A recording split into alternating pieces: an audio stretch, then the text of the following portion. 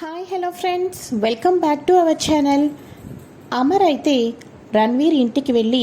రణ్వీర్ ఎక్కడున్నావని గట్టిగా అరుస్తుండటంతో వాళ్ళ సర్వెంట్స్ వచ్చి, సార్ కోర్టుకు వెళ్ళారు, మీరు బయటియో, ఆయన వచ్చేస్తారు అని చెప్పేసి చెప్పటంతో అమర్ కోపంతో రగిలిపోతూ ఉంటాడు. రణ్వీర్ ఎప్పుడెప్పుడు వస్తాడా అని చెప్పేసి. అక్కడేమో కోర్టులో జడ్జి గారు దుర్గకు 18 ఏళ్ళు వచ్చేంత వరకు ఆస్తి అమ్ముకోవటానికి కానీ ఆస్తి వాడుకోవటానికి కానీ రణ్వీర్కి కూడా అవకాశం లేదు, రణ్వీర్ తండ్రి ఆ రకంగానే రాయించారు ఆస్తి పత్రాలను అని చెప్పటంతో కోపంతో బయటకు వచ్చేస్తాడు రణ్వీర్. ఇక అంజలి వస్తూ అంకుల్ డాడ్కి ఇప్పుడైనా కాల్ చేస్తారా, డాడ్తో మాట్లాడాలనిపిస్తుంది అని చెప్పేసి అనగానే అంజలి మీద కూడా కోపం వచ్చేస్తూ ఉంటుంది. ఆస్తి అంతా దక్కలేదు అని చెప్పేసేసి, అమ్మ అంజలి ఇప్పుడు ఇంటికి వెళ్ళి ఫ్రెష్ అయిన తర్వాత ఇక మనం ఫ్లైట్ బుక్ చేసుకున్నాం కదా, 3 అవర్స్లో హైదరాబాద్లో ఉంటాం, ఓకేనా, అప్పుడు మీ ఇంటికి నేను జాగ్రత్తగా అంకుల్ తీసుకొని వెళ్తారు అని లాయర్ చెప్పంగానే, అవునా, ఓకే అంకుల్ అని చెప్పేసేసి అంజలి మొత్తం కోల్కతా అంతా కూడా కార్లో నుంచే చూస్తూ హ్యాపీగా ఫీల్ అవుతూ ఉండగా రణ్వీర్ అయితే అతి క్రూరంగా పక్కన ఉన్న లాయర్కి ఒకే ఒక్క సైగ చేస్తాడు. 18 ఏళ్ళు వచ్చేదాకా ఎవరు ఆగుతారు, ఈ ఆస్తి కోసమే నేను ఇప్పటిదాకా ఫైట్ చేస్తున్నది, చంపి పడేసేయి అని చెప్పేసి అంజలిని చంపేమని చెప్పేసి రణ్వీర్ అయితే పక్కనున్న లాయర్కి సైగ చేయటంతో లాయర్ నా వల్ల కాదు అని అంటూ ఉన్నా కూడా ఈ పని జరిగి తీరాల్సిందే అని చెప్పేసి లాయర్కి సైగ చేస్తూ ఉంటాడు. ఇక ఇంటికి వచ్చేసరికి అమర్ వాళ్ళు కోపంతో ఉంటారు కదా, ఇక అంజలి ఎక్కడుంది అని చెప్పేసి అమర్కి కాల్ చేస్తుంది మన మిస్సమ్మ అయితే. ఏవండి నా మాట వినండి అని అనగానే, ఇక వాడిని చంపిన తర్వాత మాత్రమే నీతో మాట్లాడతాను బాగి, అయినా వాడు నా కూతుర్ని చెప్పా పెట్టకోకుండా వాడి ఆస్తి కోసం తీసుకొని వస్తాడా, వాడిని వదిలిపెట్టను, తర్వాతే నీతో మాట్లాడతాను అని చెప్పేసి అనగానే, ఏవండి రణ్వీర్ ఒంటి మీద చేయి పట్టడానికి కూడా వీల్లేదండి అని అనగానే, ఏం మాట్లాడుతున్నాం మిస్సమ్మ అని అంటూ ఉండటంతో, ఏవండి రణ్వీరు కోర్టులో మన అంజలితో అబద్ధం చెప్పించలేదండి, నిజమే చెప్పించాడు, అంజలి రణ్వీర్ కూతురే అని చెప్పంగానే అమర్ అయితే ఒక్కసారిగా షాక్ అయిపోతాడు. అమర్ గుండె కకలా వికలమైపోతుంది. ఎన్నడూ లేనిది అమర్ అయితే ఎంతగానో బాధపడిపోతూ తన బాధ దుఃఖాన్ని మొత్తాన్ని కూడా లోపలే దిగమింగుకుంటూ ఉంటాడు. ఇక మన మిస్సమ్మ లాకెట్ విషయం అన్నీ కూడా చెప్పటంతో అమర్ సైలెంట్ అయిపోతాడు. ఈ లోపల ఇక్కడ వచ్చేసేసి లోపలికి రాగానే, అమరేంటి ఇక్కడికి వచ్చాడు, మొత్తం తెలిసిపోయిందా ఏంటి అని చెప్పేసి రణ్వీర్ భయపడిపోతూ ఉండగా, డాడ్ అని చెప్పి అంజలి పరుగున వచ్చి తన కూతుర్ని అయితే తన తండ్రిని అయితే హక్ చేసుకుంటుంది. ఇక వెంటనే, అమ్మ అంజలి ఇలా చెప్పా పెట్టకుండా వచ్చేయడం ఏంటి అని చెప్పేసి రాథోడ్ అని చెప్పేసి అనగానే, ఓకే సార్ అని చెప్పేసి అంజలిని తీసుకొని రాథోడ్ అయితే కారులో కూర్చోపెట్టుకుంటాడు. ఆ తర్వాత అమర్ ఒక్కసారిగా రణ్వీర్ దగ్గరికి వెళ్ళి చెయ్యెత్తి రణ్వీర్ చంప పగల కొట్టాలి అనుకుంటూ ఉండగా మిస్సమ్మ చెప్పిన మాట గుర్తుకు వచ్చి చెయ్యి కిందకైతే దించేస్తాడు.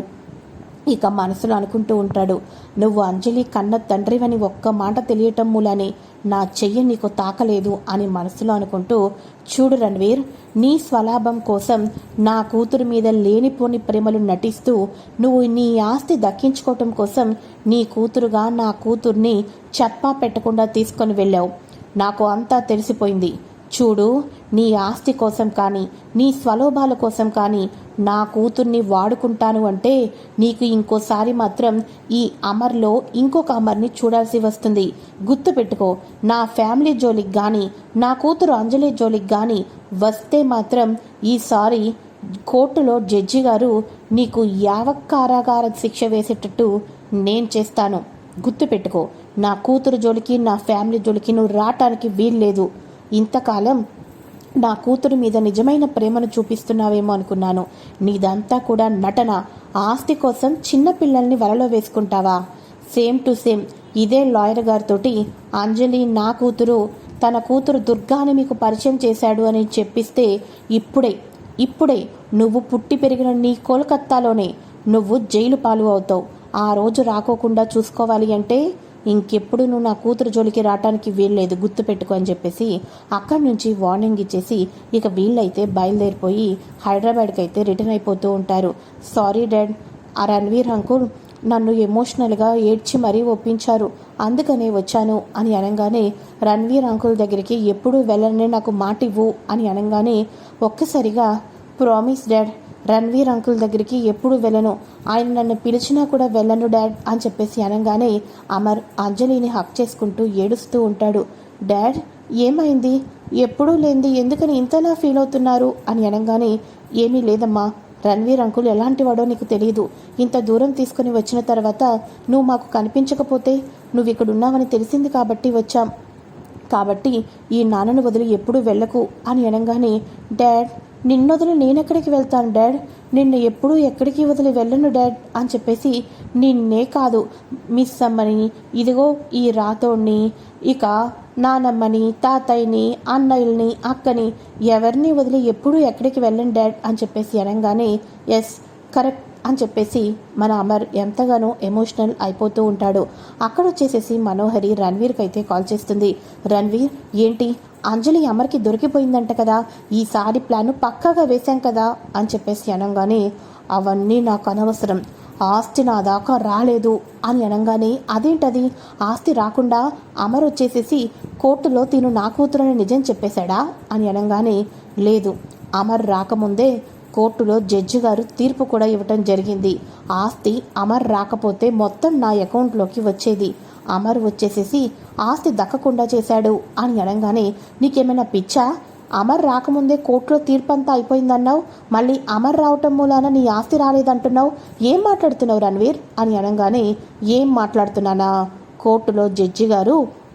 18 ఏళ్ళు వచ్చేంతవరకు ఆస్తిని అనుభవించటానికి అమ్మటానికి లేదు అని చెప్పేసి చెప్పాడు, అదే అంజలిని చంపేశామే అనుకో కూతురు చచ్చింది కాబట్టి ఆస్తి అంతా నాకే దక్కింది అని చెప్పేసేసి ఇక మొత్తానికి స్టాంపు వేసి మరీ ఆస్తి నాకు అప్పచెప్పేవాళ్ళు, అంజలి ప్రాణాలు తీయించడానికి స్కెచ్ వేస్తూ ఉండగా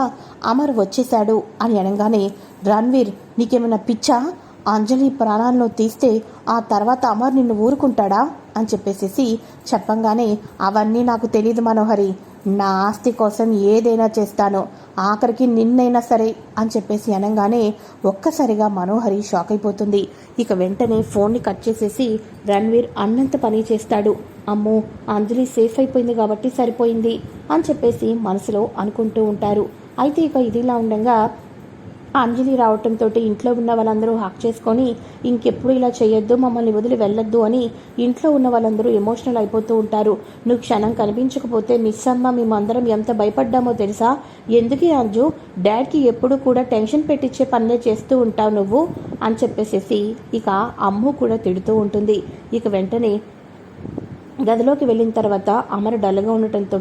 ఏం ఆలోచిస్తున్నారండి అని అనగానే ఇక లాకెట్ చూసుకొని ఆ మెడలో ఉన్న లాకెట్టు అంజలి మెడలో ఉన్న దుర్గా లాకెట్టు ఒకటేనని చెప్పేసేసి రణ్వీర్ కూతురే దుర్గా, కానీ రణ్వీర్ భార్య ఎవరో మనం తెలుసుకోవాలి అని చెప్పేసి అనగానే తప్పకుండా అండి తప్పకుండా అని చెప్పేసి అనగానే ఇక వెంటనే ఏవండి రణ్వీర్ ఆస్తి కోసం అంతలా పోరాడుతున్నాడు, తన కూతురు దుర్గా అంటే ప్రేమ అని చెప్పేసి అంటున్నాడు, ఎప్పుడైనా సరే నిజం తెలుసుకొని తన కూతుర్ని తాను తీసుకొని వెళ్ళిపోతానంటే అని అనగానే నో మిస్ అమ్మ, నో అది ఎప్పటికీ జరగదు, రణ్వీర్ ఎటువంటి వాడో ఇప్పుడు నాకు అర్థమైంది, రణ్వీర్ ఎటువంటి వాడో కన్న తల్లి ఎటువంటిదో తెలుసుకోవాలి, కన్న తల్లి తెలుసుకున్న తర్వాత అప్పుడు నా అంజలిని నా దగ్గర ఉంచుకుంటాను అన్న దీనికి ఇంకా నాలో కాన్ఫిడెంట్ వస్తుంది, అసలు రణ్వీర్ని పెళ్లి చేసుకొని కన్న కూతుర్ని వదిలేసిన ఆ రాక్షసి తల్లి ఎవరో మనం తెలుసుకోవాలి అని చెప్పేసి అమర్ అయితే అనుకుంటూ ఉంటాడు. అయితే ఇక ఇదిలా ఉండగా అక్కడ వచ్చేసేసి చిత్ర వినోద్ తోటి మొత్తానికి టెంపుల్కి అయితే వెళ్తుంది. అయ్యో చిత్ర గారు ఎందుకండి, ఎందుకు మోకాళ్ళతో ఇన్ని మెట్లు ఎక్కుతున్నారు, ఇక అన్ని కొబ్బరికాయలు కొట్టారు అని అనగానే ఆరు ఎవరు, నా ఫ్రెండు ఆరు కూతురు వచ్చేసేసి కనిపించలేదంటే ఎంత టెన్షన్ పడిపోయినా తెలుసా, అంజలి క్షేమంగా ఇంటికి వస్తే మోకాళ్ళతోటి నీ గుడికి వస్తానని దేవుణ్ణి మొక్కుకున్నాను వినోద్ గారు, అందుకోసమే నా మొక్కును చెల్లించుకున్నాను, ఎంతైనా సరే ఆరు నా బెస్ట్ ఫ్రెండ్ కదా, నా బెస్ట్ ఫ్రెండ్ కూతురు కనిపించకపోతే నాకు ఆ మాత్రం టెన్షన్ ఉండదా చెప్పండి అని చెప్పేసి వినోద్ తోటి ఆరు పిల్లల మీద తనకి ఎంతగానో ప్రేమ ఉన్నట్టు నటిస్తూ ఉంటుంది. ఆ తర్వాత వచ్చేసేసి వినోద్ గారు, నాకు మంచి ఫ్రెండ్ మీరు దగ్గరయ్యారు, కానీ మిమ్మల్ని దూరం అయిపోతున్నానని, మిమ్మల్ని మిస్ అయిపోతున్నానని నా మనసు చాలా బాధపడుతుంది అని అనగానే, అదేంటది, నన్ను దూరం ఎందుకు అవుతున్నారు, నన్ను ఎందుకు మిస్ అవుతారు అని అనగానే, మేం అనాథలం కదా, మమ్మల్ని పెళ్లి చేసుకోవడానికి ఎవరూ ముందుకు రారు, అందుకోసమే ఏ లొకేషన్లో జాబ్ వచ్చినా మొత్తానికి అక్కడికి వెళ్లాల్సిందే, జాబ్ ట్రయల్స్లో ఉన్నాను కదా, జాబ్ వచ్చేసేసి బెంగళూరులో వస్తుంది అని చెప్పేసేసి మొత్తానికి అయితే నా ఫ్రెండ్స్ కన్ఫర్మ్ చేశారు, అందుకోసమే నేను మీ అందరినీ వదలలేక నా ఆరు ఫ్రెండ్ కూతుర్లను వదలలేక వెళ్ళిపోవాలనిపిస్తుంది అని చెప్పేసి అనగానే, ఎందుకని అంత దూరం వెళ్ళి జాబ్ చేయటం అని అనగానే, యాక్చువల్గా ఏ ఆడపిల్లకైనా ఒక మంచి వ్యక్తిని చూసి పెళ్లి చేసుకోవాలనిపిస్తుంది, కానీ మమ్మల్ని అనాథలం కదా, అమర్ లాంటి మంచోళ్ళు ఆరుకి లైఫ్ ఇచ్చారు, కానీ అందరూ మీ అన్నయ్య లాంటి మంచోళ్ళు ఉండరు కదా వినోద్ గారు, అందుకోసమే శాలరీ హైక్ అయితే అనాథాశ్రమానికి ఇంకొంచెం డబ్బు ఎక్కువ ఇవ్వచ్చు, ఆ ఆలోచనతోనే నేను వెళ్ళిపోదాం అనుకుంటున్నాను అని చెప్పేసి అనగానే, లేదు నువ్వు వెళ్ళటానికి వీల్లేదు అని అనగానే, అదేంటి వినోద్ అలా మాట్లాడుతున్నావు అని అనగానే, నువ్వు జాబ్కి వెళ్ళటానికి వీల్లేదని చెప్తున్నాను కదా, అతి త్వరలోనే నీకు ఒక గుడ్ న్యూస్ని నేను షేర్ చేయబోతున్నాను, నువ్వు వెయిట్ చేస్తూ ఉండు అని చెప్పేసేసి ఇక అక్కడి నుంచి స్టార్ట్ అవ్వగానే, నాకు తెలుసు వినోద్, ఎక్కడ స్విచ్ చేస్తే ఎక్కడ బల్బు వెలుగుతుందో నాకు బాగా తెలుసు అని చెప్పేసేసి ఇక బయట చిత్ర వెయిట్ చేస్తూ ఉంటుంటే వినోద్ అయితే ఇంటికైతే వెళ్ళిపోతాడు. ఇంటికి వెళ్ళిపోగానే, అమ్మా నాన్న అన్నయ్య అందరూ గార్డెన్లోనే ఉన్నారా, మీ అందరితో ఒక విషయం మాట్లాడాలి, అది కూడా నా పెళ్లి గురించి అని అనగానే, అబ్బా నీ పెళ్లి గురించా, మాకు అదే కావాలి కదరా అని అనగానే, నేను ఒకరిని ప్రేమిస్తున్నాను, వాళ్ళని పెళ్లి చేసుకోవాలనుకుంటున్నాను, మీరు ఒప్పుకోకపోతే తల్లిదండ్రుల సమక్షంలో పెళ్లి చేసుకోవాల్సిన నేను తల్లిదండ్రులు లేకుండా పెళ్లి చేసుకోవాల్సి వస్తుంది అని అనగానే, అందరూ ఒక్కసారిగా కూర్చున్న వాళ్ళు కూడా కాస్త లేచి, నువ్వెవరినిరా ప్రేమించావు అని అనగానే, చిత్రని ప్రేమించాను, చిత్రనే పెళ్లి చేసుకోవాలనుకుంటున్నాను అని వినోద్ చెప్పడంతో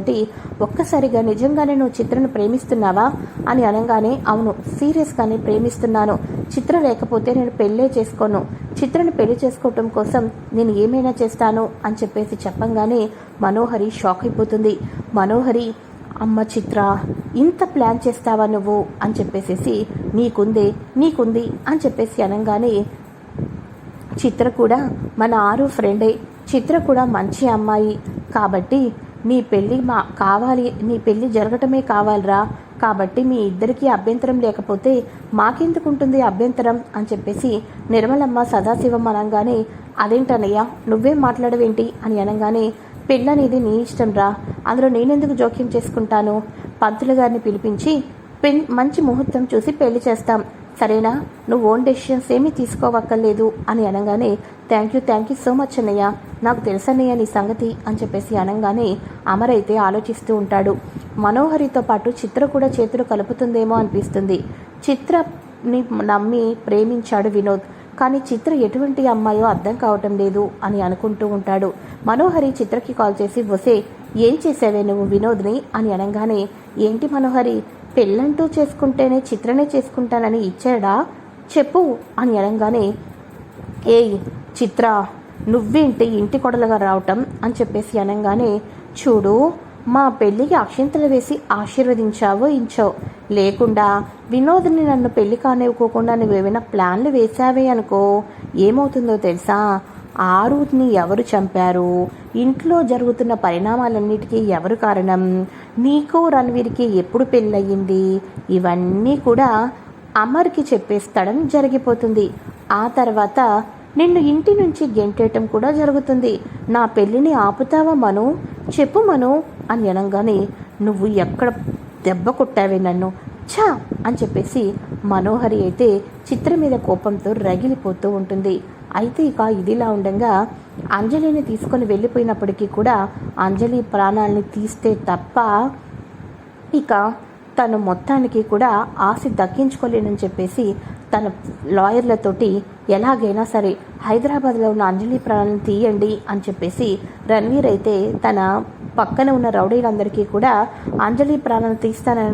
తీశారన్న వాయిస్ తోటి నాకు కాల్ చేసి చెప్పండి వెళ్ళండి అని చెప్పేసి కోపంతో రగిలిపోతూ ఉంటాడు. మరోపక్క గుప్తా గారు అని అనగానే ఏమిటి బాలిక అని అంటూ ఉండగా ఈ ఇంట్లో ఒక పెళ్లి జరగబోతుంది, నాకు ఎంత సంతోషంగా ఉందో తెలుసా అని అనగానే పిచ్చి బాలిక, పంతులు వచ్చి పెళ్ళి పౌర్ణమి రోజు అని చెప్తారు. అనామిక శరీరం నుంచి దూరం అవ్వవలసిన రోజే. ఇక పౌర్ణమి రోజు నీ మరిదికి జరగబోయే ఈ పెళ్ళి చావు అయిన తర్వాత ఇన్ని సంవత్సరాలకి జరుగుతున్న ఈ పెళ్ళికి పౌర్ణమికి నీ ఆత్మకి ఒక సంబంధం ఉంది బాలిక. ఆ సంబంధం తెలిస్తే ఏమి అవుదవో ఏమిటో అని అనగానే ఏమిటి గుప్తా గారు, పౌర్ణమికి నా చావు తర్వాత ఈ ఇంట్లో జరుగుతున్న ఈ శుభకార్యానికి అనామిక ఆత్మకు ఏంటి సంబంధం అని చెప్పేసి అనగానే నేను చెప్పలేను బాలిక, నేను చెప్పలేను. అనామిక శరీరంలో నుంచి దూరమయ్యే క్షణంలో నీలాంటి మంచి వాళ్లకు ఆ భగవంతుడు ఏమీ రాసిచ్చునో. వినోదు నీ భర్త తమ్ముడు కాబట్టి వినోదు ఆ భగవంతుడికి పెళ్లి సమయంలో తన వదిన ఉంటే బాగుంటుందని చెప్పేసేసి ఏ రకంగా వేడుకుంటాడో ఏం జరుగుతుందో చూస్తూ ఉండు బాలిక అని గుప్తా గారు అనామికకైతే చెప్పటం జరుగుతూ ఉంటుంది. ఇది ఫ్రెండ్స్ లేటెస్ట్ ఎపిసోడ్. మరి నెక్స్ట్ ఎపిసోడ్లో ఏం జరగబోతుందో కూడా ముందుగా తెలుసుకోవాలి అనుకుంటే ఛానల్ని సబ్స్క్రైబ్ చేసుకొని పక్కనే ఉన్న బెల్ ఐకాన్ని క్లిక్ చేసి ఆల్ ఆప్షన్ని సెలెక్ట్ చేసేయండి. Thanks for watching. Bye friends. Hi hello.